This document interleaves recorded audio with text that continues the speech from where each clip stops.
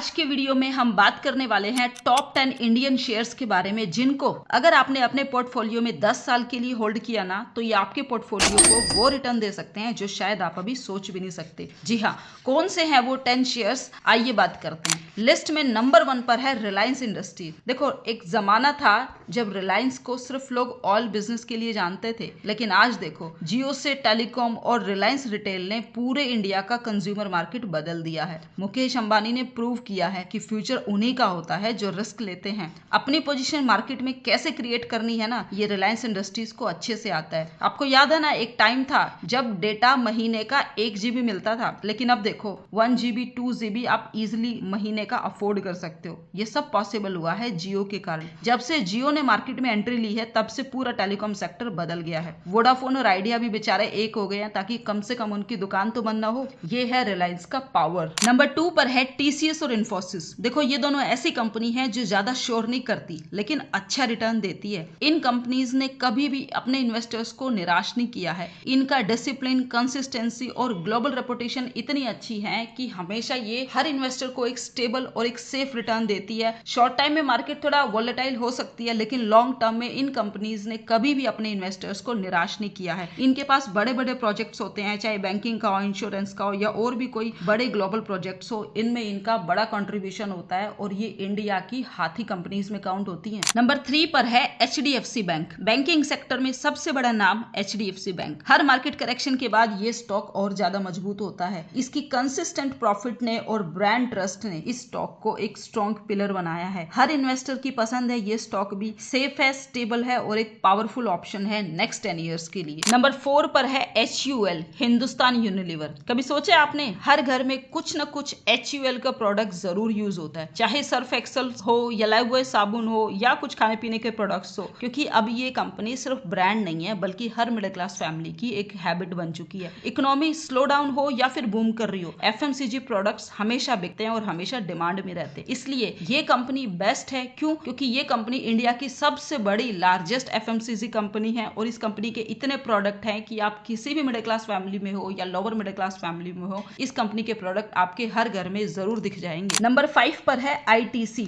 ITC भी एक multiplayer company है। कई सारे बिजनेस ये कंपनी रन करती है, जिसमें सिगरेट का इनका बहुत बड़ा ब्रांड है।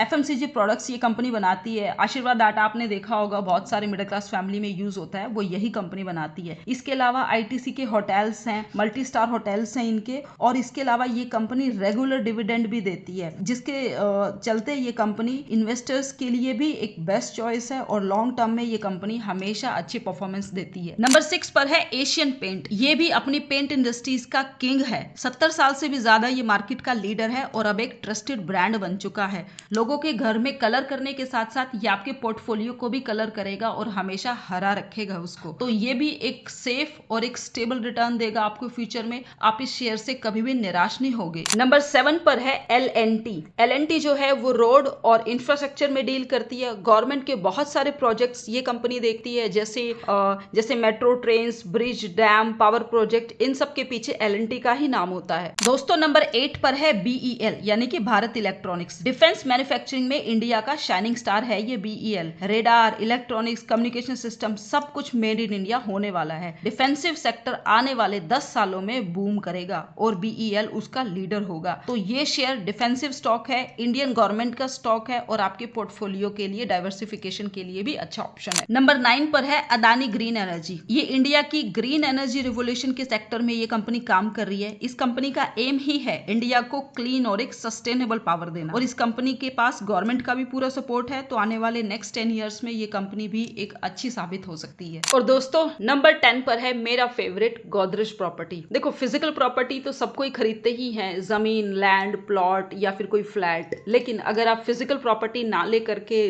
डिजिटल प्रॉपर्टी में इन्वेस्टमेंट चाहते हो, तो मुझे लगता है गोदरेज प्रॉपर्टी रियल एस्टेट की लीडर है। अभी इसका प्राइस कुछ 2000 की रेंज में है और इसका प्राइस काफी करेक्ट भी हो चुका है। अपने हाई प्राइस से ये काफी डिस्काउंटेड वैल्यू में भी मिल रहा है। तो मुझे लगता है कि नेक्स्ट 10 ईयर्स में रियल एस्टेट की गोदरेज प्रॉपर्टी बेस्ट ऑप्शन हो सकती है। सकती है। अगर आप इन 10 स्टॉक्स को अपने पोर्टफोलियो में रखना चाहते हो तो बस एक सिंपल सा रूल फॉलो करो, वो ये कि सेक्टोरल डाइवर्सिफिकेशन जरूर करो। मतलब हर सेक्टर से एक या दो जो स्ट्रॉन्ग लीडर हो, जैसे आईटी से टीसीएस इन्फोसिस, बैंकिंग से एचडीएफसी या फिर आईसीआईसी बैंक। इसी तरह से आप इन शेयर्स में एसआईपी करो और जब भी मार्केट बहुत ज्यादा गिरे तो टाइम के साथ इन कंपनीज के प्राइस को एवरेज करो और आप देखोगे कि कुछ टाइम बाद आपकी प्राइस करेक्शन भी अच्छी हो जाएगी और जैसे जैसे टाइम बढ़ेगा आपको अपना पोर्टफोलियो से बहुत ज्यादा अमाउंट भी गेन होने लगेगा।